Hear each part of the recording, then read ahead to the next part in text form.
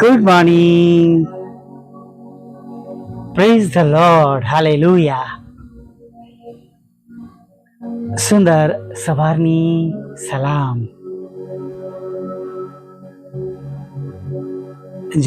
જોતામાં આપણે આજની એ સવાર જોઈ શક્યા છે કે જે આ માસની અંદર અંતિમ સવાર છે, નહીં? ચોક્કસ ઈશ્વરની કૃપાથી નવા માસમાં આપણે નવી સવારમાં પ્રભુની આગળ નમી શકવાના છે. હાલેલુયા. તમે જુઓ કે ખરેખર આપણા ઈશ્વરે કેટલી અદ્ભુત કૃપા કરુણા તમારા અને મારા પર કરી છે કે આપણે સમસ્યાઓ વચ્ચે આખો માસ પસાર કર્યો, નહીં? જો આ માસ એક એવો માસ, મુશ્કેલીઓ, જરૂરિયાતો, આર્થિક રીતે અને બધી રીતે જે આપણને ભારે કહેવાય, મુશ્કેલીઓ સાથે ભરેલો જે માસ કહેવાય, રાઈટ? અને એમાં પ્રભુએ આપણને રોજ સવારમાં જીવતાઓની ભૂમિ પર ઉઠાડ્યા. જો આ પ્રસંગને જાણે હું એવું કહેવા માંગુ છું કે જેમ સૂપ સમુદ્રના બે ભાગ થઈ ગયા અને ઇઝરાયેલ પ્રજા કોરી ભૂમિ પર થઈને ચાલીને સમુદ્રને પસાર કર્યો, એમ જ વાલા મિત્રો તમારા અને મારા પ્રભુ આપણી સાથે રહ્યા છે. તેમના વચન સાથે આપણને આશીર્વાદિત કર્યા છે. તું અંદર આવતા તેમજ બહાર જતા આશીર્વાદિત થશે. પુનઃનિયમ 28 અને 6 પ્રમાણે આપણે પ્રભુમાં બળ મેળવીને પ્રભુ પર ભરોસો કરતા આપણે આગળ વધ્યા છે અને સફળ થયા છે. એ સમુદ્ર કેટલો લાંબો છે, કેટલી વાર લાગી, આપણે જાણતા નથી, પણ લાખો લોકો એમાંથી પસાર થયા, બાળકો અને તેમના જાનવરો, નહીં? અને એ બધા એમાંથી પસાર થયા ત્યાં સુધી તેઓ કોરી ભૂમિ પર તેઓ ચાલ્યા. Praise the lord. પ્રભુની પાસે જે તમારા અને મારા માટે કાર્ય કરવાની રીત છે ને, બહુ અજાયબ છે વાલા મિત્રો.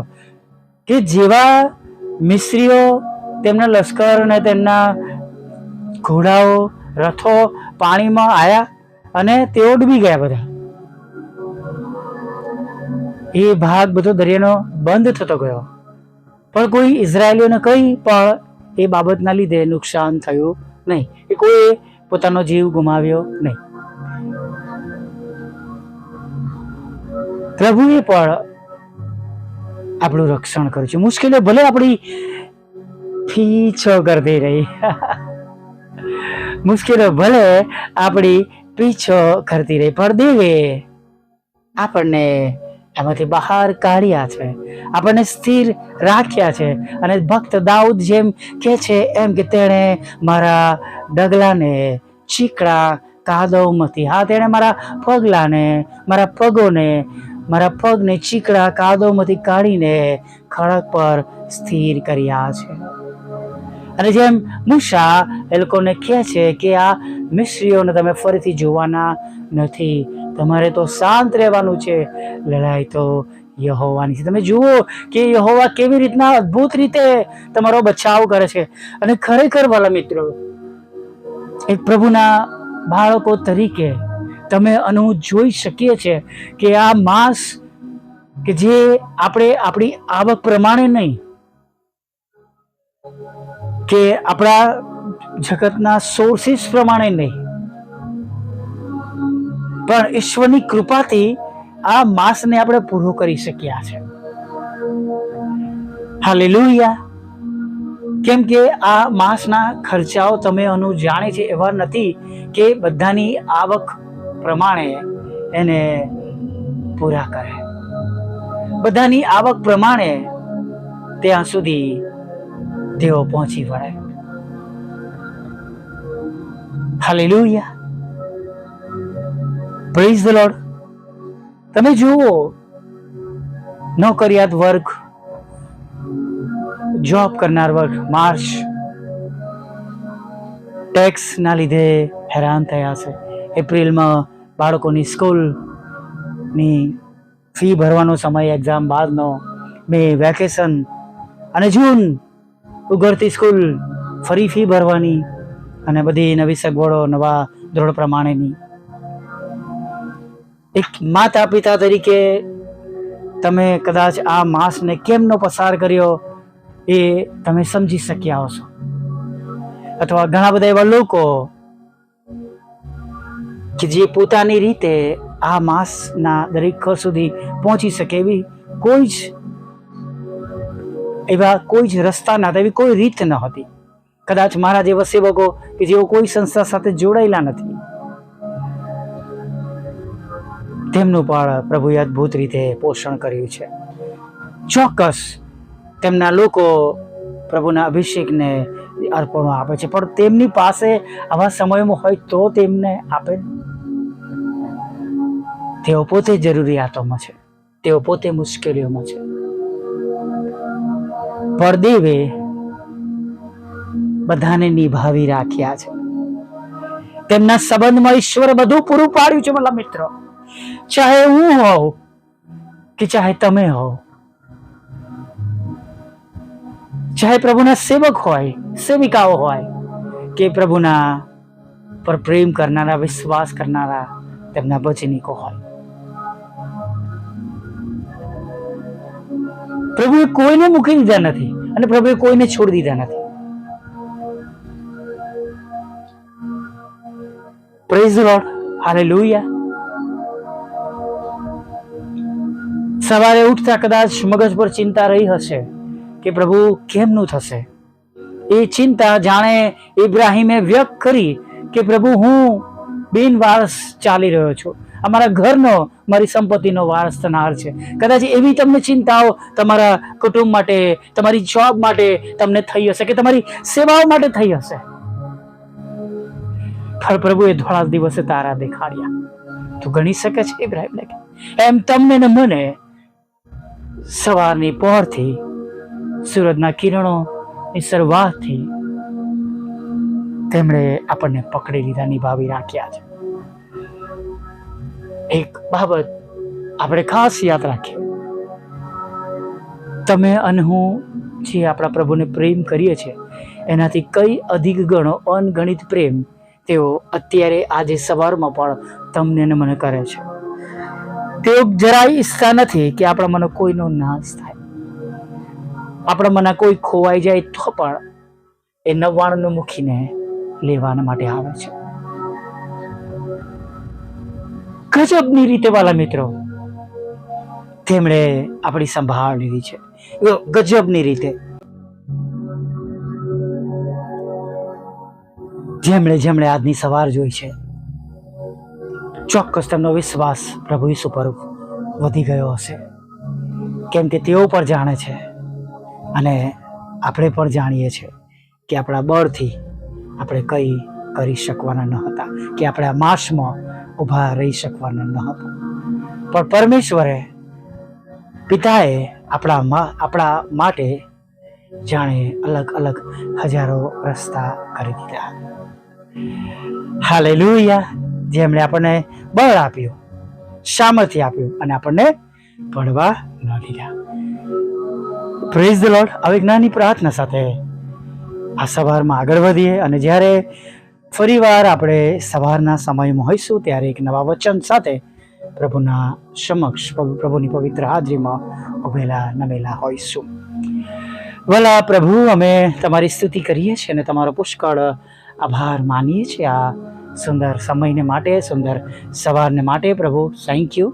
ધન્યવાદના અર્પણો ચઢાવતા પ્રભુ અમે તમારા ચરણોમાં નમી જઈએ છીએ અને થેન્ક યુ કહીએ છીએ પ્રભુ કે આજે ફરીને એક વાર પ્રભુ તમે તમારો મહિમા અમારા પર રાખ્યો છે, તમારી મોટી દયા અને મોટી કૃપા અમારા પર રાખી છે પ્રભુ. અને પરમેશ્વર પિતા, ખાસ પરમેશ્વર પિતા, તમે અમારા પર તમારો જમણો હાથ રાખ્યો છે. તમારા જમણા હાથથી અમને પકડી રાખ્યા છે, અમને પડી જવા દીધા નથી, અને અમને બધાને તમારી ઓળખાણ આપી છે પ્રભુ. તેના માટે અમે તમારો પુષ્કળ અને પુષ્કળ આભાર માનીએ છીએ. હા પ્રભુ, આભાર માનીએ છીએ પ્રભુ. અમે સ્તુતિ કરીએ છીએ અને પ્રભુ આરાધના કરીએ છીએ પ્રભુ પિતા. તમે રોજે રોજ પ્રભુ આ ઓડિયો દ્વારા અમારી સાથે બોલો છો, અમારી સાથે વાત કરો છો.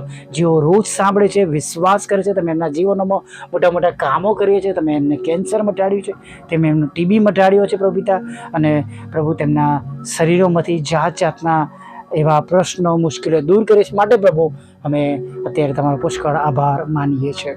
અને પ્રભુ હજી પણ જેઓ વિશ્વાસ કરતા દરરોજ પ્રભુ તમારી સંગતિમાં પ્રભુ સવાર અને સાંજ નમી જાય છે પ્રભુ, ત્યારે તેઓના પર પણ તમારી મોટી દયા, કૃપા અને કરુણા થવા દો પ્રભુ. જેમ અત્યાર સુધી પ્રભુ પિતા, પ્રભુ તમે તમારા લોકોના જીવનમાં કાર્ય કર્યું છે, તમે એમને પડવા દીધા નથી, એમ પ્રભુ આગળ પણ તમે તેમની સાથે રાખજો પ્રભુ.